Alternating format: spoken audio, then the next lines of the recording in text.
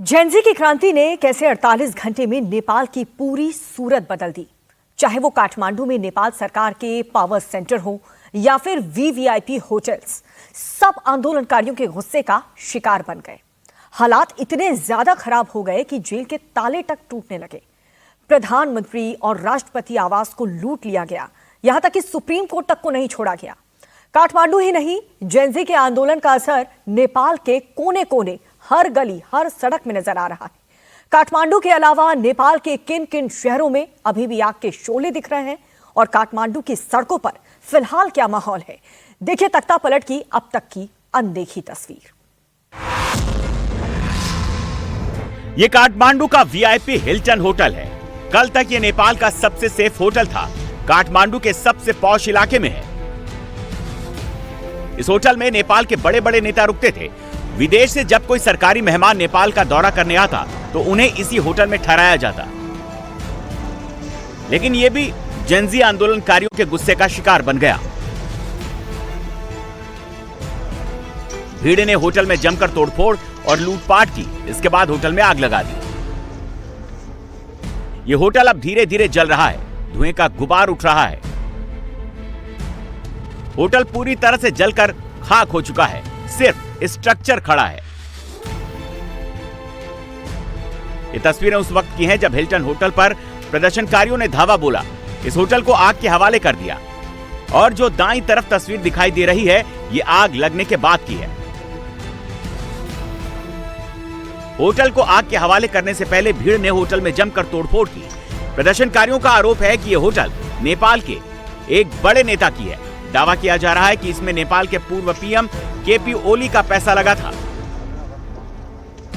अब यह होटल पूरी तरह से जलकर राख हो चुका है। सोचिए आग कितनी भयानक लगी है कि अभी तक आग की लपटें दिख रही हैं। धुएं का गुबार अभी भी उठ रहा है। पहले नेपाल का सिंह दरबार ऐसा दिखता था।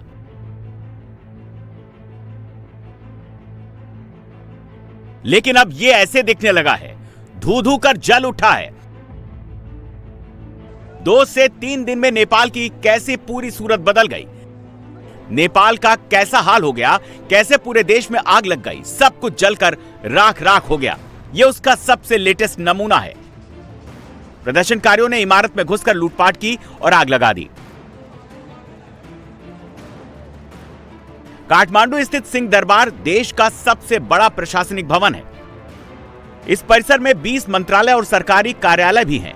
रेडियो नेपाल और नेपाल टेलीविजन का मुख्यालय भी यहीं पर है।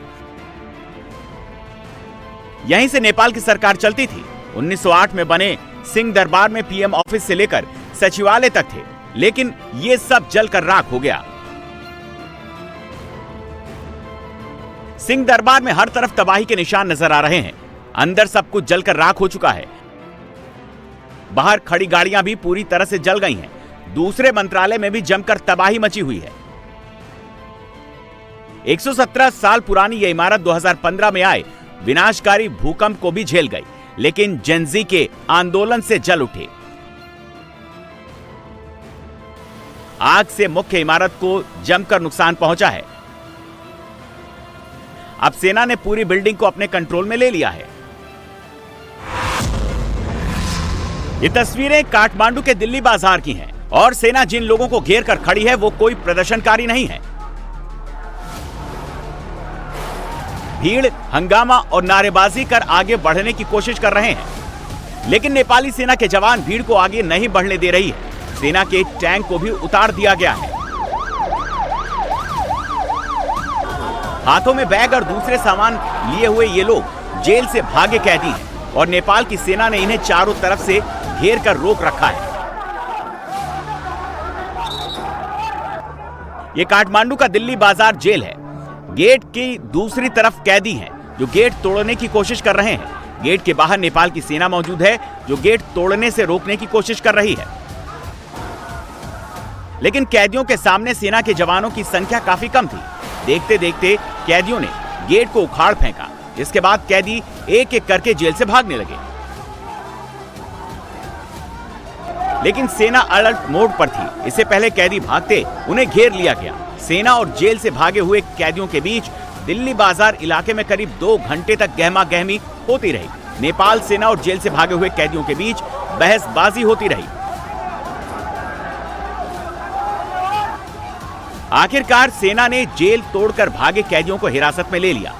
इन्हें सेना की गाड़ी से दूसरे जेल में शिफ्ट कर दिया गया है।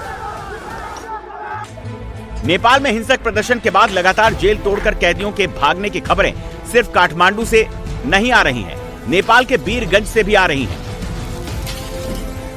ये वीरगंज की जेल है। कैदी जेल की 30 इंच मोटी दीवार को तोड़ रहे हैं।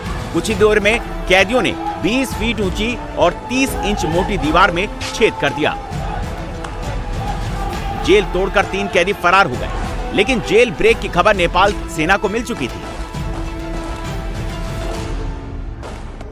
नेपाल की सेना ने वीरगंज जेल के आसपास मौजूद इलाके को घेर लिया और जेल तोड़कर भागे 3 कैदियों को धर दबोचा। इस दौरान अंदर आगजनी और गोलीबारी भी की गई। नेपाल के नवलपरासी वेस्ट जेल से 500 से ज्यादा कैदी फरार हो गए हैं। जेल के अंदर कैदियों ने आगजनी की और रिहाई की मांग करते हुए नारे लगाए। नेपाल के 18 जिलों में करीब 6000 कैदी अभी तक फरार हुए हैं। नेपाल में करप्शन के खिलाफ चल रहा जेनजी प्रोटेस्ट कब लूटपाट में बदल गया, ये किसी को नहीं पता चला। लूटपाट की ये तस्वीरें काठमांडू के शॉपिंग मॉल की हैं। महिला के हाथ में कपड़ों का गट्ठर है, चेहरे पर मुस्कान है, लेकिन यह महिला चोरी कर तेजी से भाग रही है। स्कूटी पर बैठी यह महिला ने इतने सामान चुरा लिए कि दोनों हाथों से पकड़ा नहीं जा रहा। दूसरी तरफ एक शख्स मॉल के भीतर से सामान बाहर की तरफ फेंक रहा है और बाहर खड़े लोग उसे लूट रहे हैं। लूट में पुरुषों के साथ महिलाएं भी शामिल हैं, जिसके हाथ जो आ रहा है वही उठा ले रहा है। मॉल में ये लूट तब तक चलती रही जब तक स्टोर पूरी तरह से खाली नहीं हो गया। लोग आते रहे, भर भर कर सामान ले जाते रहे। ये तस्वीरें काठमांडू के सबसे बड़े भटभटेनी सुपरमार्केट की है। भीड़ ने पहले यहां जमकर लूटपाट की और उसके बाद पूरी मार्केट को आग लगा दी। पूरा मार्केट जलकर खाक हो गया। अभी दुकानों से धुआं निकल रहा है। मार्केट के चारों तरफ सामान बिखरे हुए हैं। प्रदर्शनकारियों ने यहां जमकर लूटपाट की है। ये नेपाल के सबसे अमीर कारोबारी में से एक उपेंद्र महतो का घर है। इनके घर में भी प्रदर्शनकारी घुस आए। किसी ने चेहरे पर मास्क लगाया तो किसी ने हेलमेट से चेहरे को कवर किया हुआ था। पहले तो उपद्रवियों ने उपेंद्र महतो के घर में तोड़फोड़ की, फिर जिसके हाथ जो सामान आया वो लेकर चलता बना।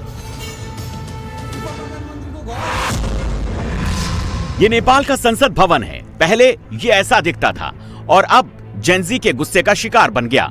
अब ये जलकर खंडहर बन गया है। संसद की इमारत से आज भी धुआं उठ रहा है। हिंसक प्रदर्शनकारियों ने कल नेपाल की संसद को भी आग लगा दी थी। कल हुई आगजनी का असर आज भी दिख रहा है। 36 घंटे एक मुल्क जलकर कैसे बर्बाद हो गया, इसका अंदाजा आप नेपाल के संसद भवन की तस्वीरों को देखकर लगा सकते हैं। नेपाली संसद में इस नई इमारत का निर्माण 2019 में शुरू हुआ था। अभी ये इमारत पूरी तरह से बनी भी नहीं थी, लेकिन पहले ही वो प्रदर्शनकारियों के आक्रोश की भेंट चढ़ गई। अब नेपाल की संसद भवन के सामने आर्मी तैनात है। धू-धू कर जल रही यह इमारत नेपाल का सुप्रीम कोर्ट है। यहीं से नेपाल के बड़े बड़े फैसले होते थे, लेकिन प्रदर्शनकारियों ने इस इमारत को भी नहीं बख्शा। सुप्रीम कोर्ट ने ही सोशल मीडिया प्लेटफॉर्म्स को रजिस्ट्रेशन कराने के आदेश दिए थे और जिस आदेश पर सरकार ने इन प्लेटफॉर्म्स को बंद कर दिया था, उस सुप्रीम कोर्ट को भी प्रदर्शनकारियों ने अपने गुस्से का निशाना बनाया। सुप्रीम कोर्ट की बिल्डिंग के साथ अटॉर्नी जनरल के दफ्तर में भी सैकड़ों लोगों ने तोड़फोड़, आगजनी और लूटपाट की। आग लगने की वजह से सुप्रीम कोर्ट में रखी गई फाइलें जलकर राख हो गईं। प्रोटेस्टर्स ने सुप्रीम कोर्ट परिसर में खड़ी गाड़ियों को भी आग के हवाले कर दिया। प्रदर्शनकारी कोर्ट के आईटी रूम में भी घुस गए। यहां भी उन्होंने आग लगा दी। चीफ जस्टिस और मुख्य रजिस्ट्रार के कमरों को जला दिया गया। बिल्डिंग में आग लगी है, बिल्डिंग धू धू कर जल रही है। आग की लपटों में साफ साफ लोग अपनी जान बचाने के लिए शीशे तोड़कर छलांग लगा रहे हैं। इमारत में मौजूद हर शख्स, महिला, पुरुष सब शीशे को तोड़कर नीचे छलांग लगा रहे हैं ताकि जान बच सके। एक दो नहीं बल्कि इस इमारत के अंदर 50 से ज्यादा लोग मौजूद हैं। हर कोई बस जली इस इमारत से किसी तरह से बाहर निकलने की कोशिश कर रहा है। बिल्डिंग के अंदर आग लगी है, बाहर लोगों की भीड़ है, लेकिन कोई भी इन्हें बचाने के लिए आगे नहीं आ रहा और ना ही यहाँ फायर ब्रिगेड की गाड़ी है ताकि आग को बुझाया जा सके। इमारत में आग लगने के बाद जान बचाने के लिए कूदते लोगों की ये तस्वीरें नेपाल की है, जहां आंदोलनकारी इस इमारत को घेर चुके हैं। पहले लूटपाट की, फिर उसे आग के हवाले कर दिया।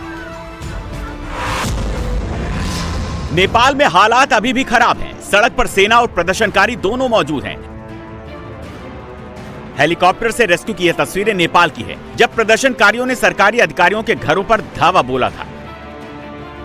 प्रदर्शनकारियों से इनकी जान बचाने के लिए सेना ने कुछ इस तरह से रेस्क्यू किया। देखिए, जिस इमारत से इन्हें बचाया गया उसके ऊपर कृष्णा भवन लिखा है, नीचे धुएं का गुबार दिख रहा है। इस इमारत को आग के हवाले कर दिया गया है। इमारत के अंदर और बाहर प्रदर्शनकारियों की भीड़ मौजूद है। अगर समय पर सेना नहीं आती, इनका रेस्क्यू नहीं करती, तो ये या तो जिंदा जल जाते या फिर प्रदर्शनकारी इन्हें मार देते। नेपाल की सड़कों पर कुछ इस तरह विरोध प्रदर्शन भी देखने को मिला। एक तरफ सेना के जवान मौजूद हैं, तो दूसरी तरफ ये शख्स कराटे कर उन्हें उकसा रहा है, अपना विरोध, गुस्सा जता रहा है। पूरे नेपाल में कर्फ्यू लगा दिया गया है।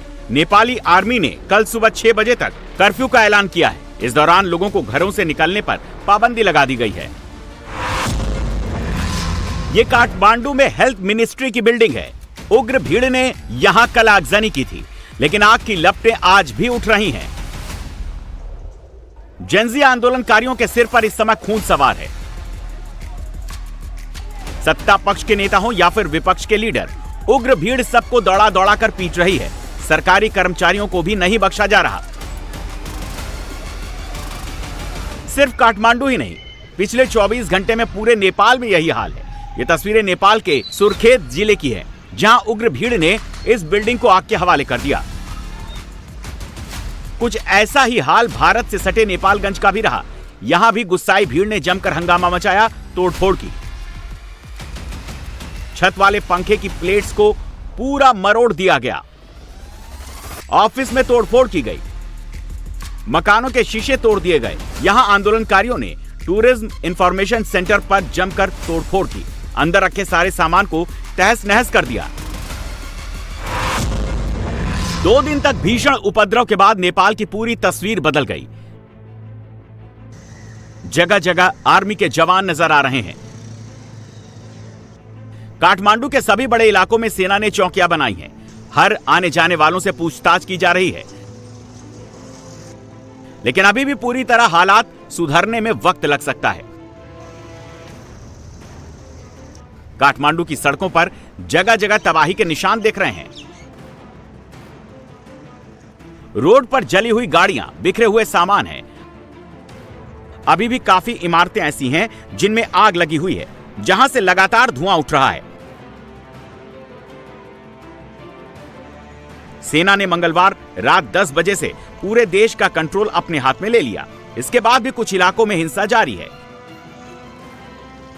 नेपाल में हुए उग्र प्रदर्शन को देखते हुए फिलहाल काठमांडू एयरपोर्ट को बंद कर दिया गया है। घाटी की खराब स्थिति और रनवे के पास उठ रहे धुएं की वजह से यह फैसला लिया गया। हालात को काबू में करने के लिए नेपाल के चीफ सेक्रेटरी ने सभी सचिवों और जिला अधिकारियों की बैठक बुलाई है। शाम 5 बजे जिला अधिकारियों की वर्चुअल बैठक में मौजूदा स्थिति पर बातचीत होगी। नेपाल में लॉ एंड ऑर्डर को फिर से पटरी पर लाने और प्रशासनिक काम फिर से शुरू करने पर बैठक में रोड मैप तैयार किया जाएगा। ये दार्जिलिंग का पानी टंकी इलाका है। यहाँ से भी नेपाल जाने का रास्ता है। इस चेक पोस्ट पर एसएसबी के जवानों की तैनाती है। नेपाल में हिंसा भड़कने के बाद पानी टंकी प्रशासन ने बॉर्डर पर सख्ती बढ़ा दी है।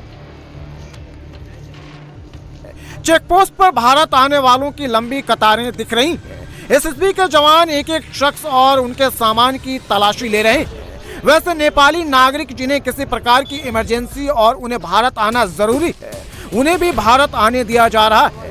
जो लोग नेपाल से सुरक्षित भारत आ रहे हैं वो हिंसा आगजनी की आंखों देखी तस्वीर बता रहे हैं।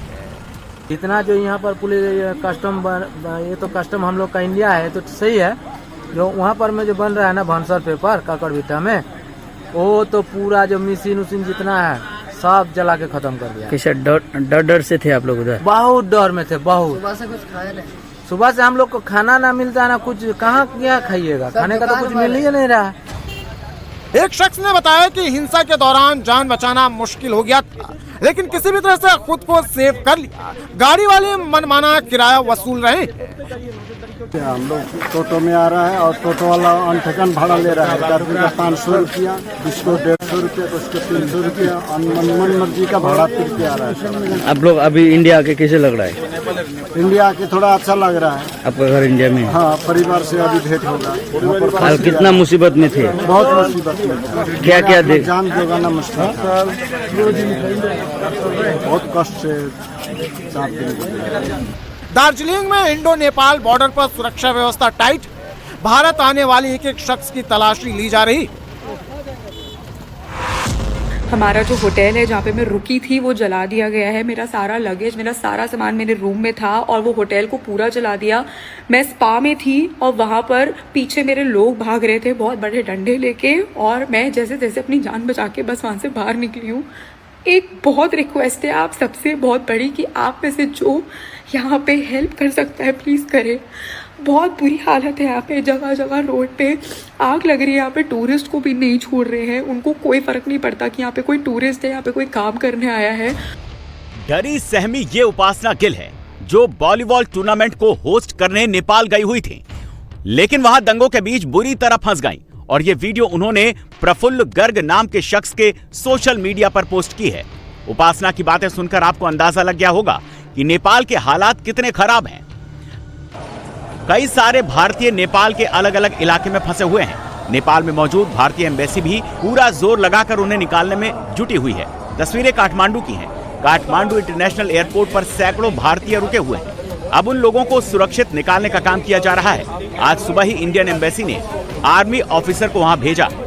फंसे हुए भारतीयों का ग्रुप बनाकर उन्हें सेफ प्लेस पर भेजा जा रहा है। हमारे इंडिया में कोई अगर फंसता है बाहर के स्टेट का